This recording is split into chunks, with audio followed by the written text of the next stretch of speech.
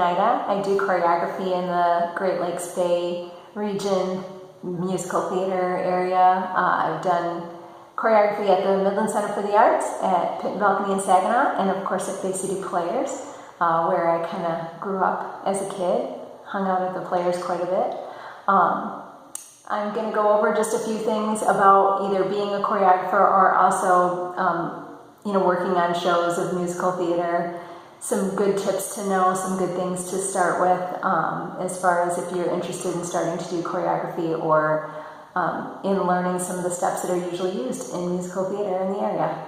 So I'm going to start with my warm-up, which is just a few things that I like to do to get started with rehearsal. Usually I will do that at the beginning of rehearsal. It's good to do a cool down as well, but a lot of times if time isn't permitting that because of rehearsal times that and how much you have to get done during a rehearsal, I do encourage people to try and get to do a cool down of their own, some stretches at home as well. So here's a little bit of my my warm-up. I like to do pliés, and a plié as opposed to a squat. A squat, you're usually kind of leaning forward a little bit, or sometimes you push your knees a little bit too far over your feet. With a plié, I really want you to work on your core, your middle. You want to make sure you have a nice straight back and good posture, because in musical theater, you're also singing as well as dancing, so you want to try and get that nice and strengthened in your middle so that you can have a lot more capacity to do both. So we do pliés, and I usually do about 20 of these to get started. And I encourage you to just try and keep that middle nice and straight. Another one I usually do is an arm stretch. You can either have your arm straight or bend the elbow, either way, but you want to try and push that arm kind of across the front of you, under your chin. And then you swing it behind and push down on the elbow. So it kind of looks like that. And again, with the other side, you do a few of these. Get a good stretch for your arms.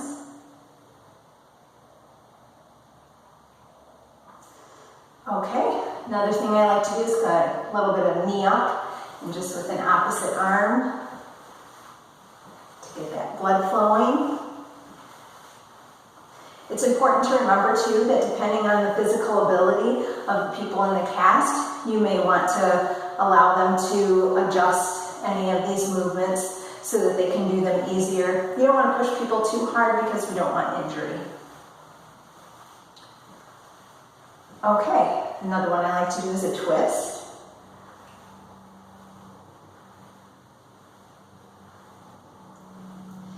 And then also reaching, you want to kind of reach up to do a nice stretch along the side here. And reach up.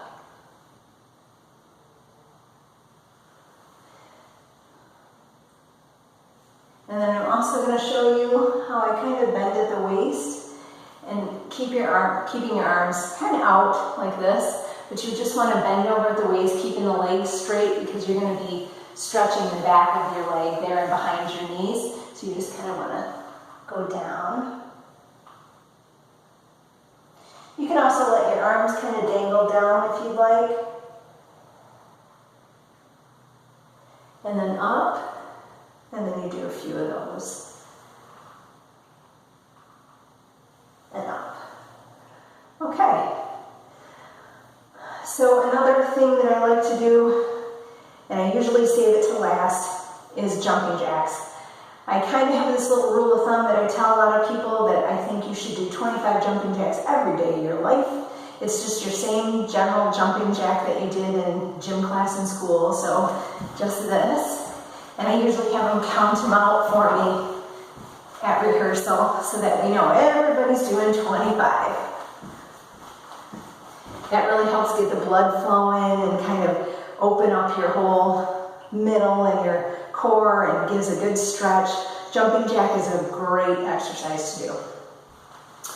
So some things that you want to consider when you're doing choreography is you want to consider the ability of the people that are in the cast. You want to make sure that you are giving them something to do that is not too intricate, that it's going to be difficult for them to do it with any kind of confidence or, and be able to also sing while they're dancing. So that's a really big component of it. You got to make sure you have a few calm steps in there, calm moments within the dancing so that they can get a breath and be able to sing really well too. Because that's part of that puts together the whole musical number is the song and dance. So you got to make sure that it kind of functions together really well.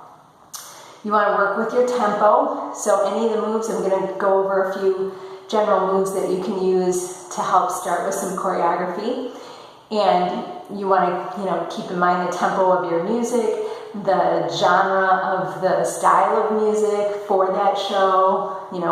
Music from Oklahoma is going to sound different than music for American Idiot. So keep that kind of, genre in mind when you're doing your choreography. And you also kind of want to consider using the stage. So for each number that you do, you're going to want to travel around a little bit, use whatever stage you have available for that scene so that it can make it more interesting for the theater goer. Okay, let me show you a couple of moves now. The first one's just pretty simple, and it's one that it sounds just like it is. It's called a step touch. So you're going to step, and you're going to touch with this foot. Now this foot, you'll show the knee is still bent, and you're only really kind of touching with the ball of your foot. You're not putting any weight on that foot, so you can pick it up and use it again. So step, touch, step, touch, step, touch, step, touch.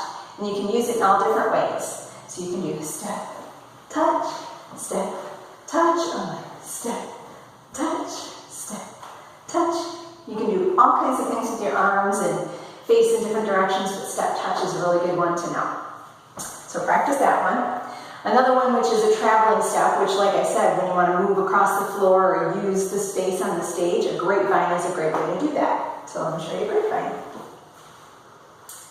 You're going to step out with one foot, and your other foot's going to go behind, and then you're going to step and go in front, and step, behind, step, in front, and it travels across. So step, behind, step, in front, step, behind, step, in front. You can go all different paces with that too. So you can go step behind, front, or you can go slow. It's just up to you, and it depends on the tempo and the style of dance that you're working with. All right, another good one is, of course, the jazz square. What would it be without knowing a jazz square, right? So you're going to step forward, then you're going to cross, then you're going to step back and to the side. So it's forward, cross, back, side. Forward, cross, back, side. Forward, cross, back, side. Now you don't have to do jazz hands with a jazz square, and you can do it with all different types of styles of music and the genre of dance that you're using. So, but it's a good step to know because you can use it for a lot of different things. Again, the next is a pivot turn. It's a way to change direction when you're doing any sort of choreography. So you're going to step forward with one foot, and then you're going to step again, and you're going to twist and face the opposite direction. Then you're going to take that back foot and pull it all the way through, step on it, and twist again. So you step, step, twist, step, twist. Yes? That's a pivot. And it's used a lot to change direction in any type of choreography. Now the last one I'm going to show you is called a rock step. And it's used probably more often than you think because sometimes we use it to the side or to the front. But it's just a general step forward. You rock back on your back foot, step forward again. Or to the side, do a side, rock, side. Yes? So let's do that again. Step, rock, step. Step, rock, step. That's your rock step. So that can help with a few of those steps. You can make different combinations of all those steps and add some different arms and add some different heads and that kind of thing to really kind of put together your own combinations.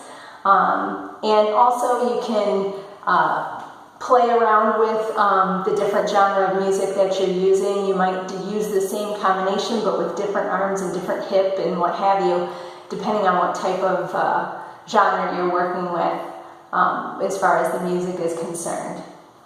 So a couple of things that I was going to mention to you that are good things to know how to do when it comes to musical theater is if you can work on a cartwheel. Cartwheels are great to know. They're fun to throw in there, here and there in choreography. Also splits, but make sure that you definitely are stretching really well and working at getting those splits. Don't just think you can drop into splits. Nobody can do that. Got to definitely work on that and stretch for that. Another thing is a turn, and I'll show you just one real quick, and it's just generally called a 3-step turn because you're going to step on one foot, turn and step on the other foot, now you're facing back, and you turn around and you're facing front again. So it's considered a 3-step turn. Step, step, step, step, step, step. 3-step turn. That's a really good one to have in your back pocket too. The other thing that I wanted to touch on was timing. Timing is something that's really important with, especially because when you're learning, when you're singing the music as well as doing the movement, it's really important to be able to kind of get that movement down to the music on time and still be able to sing along with it. Your music director really wants to make sure they hear you. So, and in some ways, and I hate to even say it, TikTok has really kind of helped in that manner, in that you learn a dance and you have to do it exactly according to the music that's in the little TikTok. Not that I want you to go run and do TikTok all day long, but it is a good way to learn some timing. Also, I suggest you look up some of these classics on YouTube, like Oklahoma, Music Man, just to kind of get a feel for what choreography was like in some of those shows and what types of things maybe you want to work on. It's always important too when you're doing the choreography yourself to make it original. Don't just copy something you saw on YouTube or whatever. Try and make it your own. Make some different moves, go some different directions, maybe make some different formations on the floor or something like that. Keep it original. And thank you very much for listening. I really hope you learned a few things, and dancing is fun, so give it a try. Bye-bye.